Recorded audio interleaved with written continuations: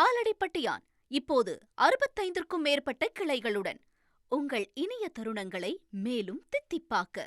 உலக நாடுகள் உற்று நோக்கிய பிரதமர் நரேந்திர மோடி, ரஷ்ய அதிபர் விளாடிமிர் புதின் ஆகியோர் நடத்திய பேச்சுவார்த்தையின் முக்கிய அம்சங்களை இந்த தொகுப்பில் பார்க்கலாம்.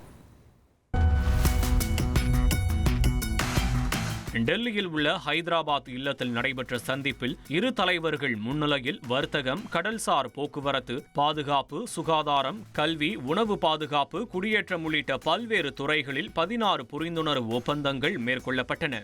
இரு நாடுகளும் 2030ஆம் ஆண்டு வரை பொருளாதார ஒத்துழைப்பை வழங்க முடிவு செய்யப்பட்டுள்ளது.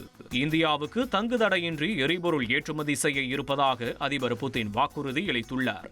இரு நாடுகள் இடையேயான வர்த்தகம் 64 பில்லியன் அமெரிக்க டாலரை எட்டியுள்ள நிலையில் நடப்பாண்டில் 100 பில்லியன் அமெரிக்க டாலரை எட்ட இலக்கு நிர்ணயிக்கப்பட்டுள்ளது. இந்திய ராணுவத்தை மேம்படுத்த ரஷ்யா அனைத்து உதவிகளையும் செய்யும் என்றும் அதிபர் புதின் உறுதியளித்துள்ளார். தமிழ்நாட்டில் சிறப்பு திட்டங்களை செயல்படுத்த உள்ளதாக கூறியுள்ள அதிபர் புதின், கூடங்குளம் அணுமின் நிலையம் மேம்படுத்தப்படும் என்றும் கூறியுள்ளார். சென்னையிலிருந்து ரஷ்யாவின் விளாடிவாஸ்டோக் நகரத்திற்கு கடல் வழித்தடம் ஏற்படுத்தப்படும் என்றும், இந்த திட்டத்தால் இளைஞர்களுக்கு வேலை வாய்ப்பு கிடைக்கும் என்றும் அதிபர் புதின் தெரிவித்துள்ளார். பிரதமர் மோடியின் தலைமையில் இந்தியா சுதந்திரமான இறையாண்மை கொள்கையை கொண்டு அதில் வெற்றி கண்டு வருவதாக புதின் கூறினார். ரஷ்யாவை சேர்ந்த சுற்றுலா பயணிகளுக்கு 30 நாட்கள் இலவச சுற்றுலா விசா வழங்க மத்திய அரசு முடிவு செய்துள்ளதாக பிரதமர் மோடி கூறியுள்ளார்.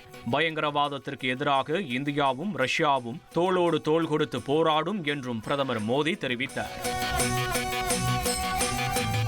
ஆலடிப்பட்டியான் இப்போது 65க்கும் மேற்பட்ட கிளைகளுடன் உங்கள் இனிய தருணங்களை மேலும் தித்திப்பாக்க.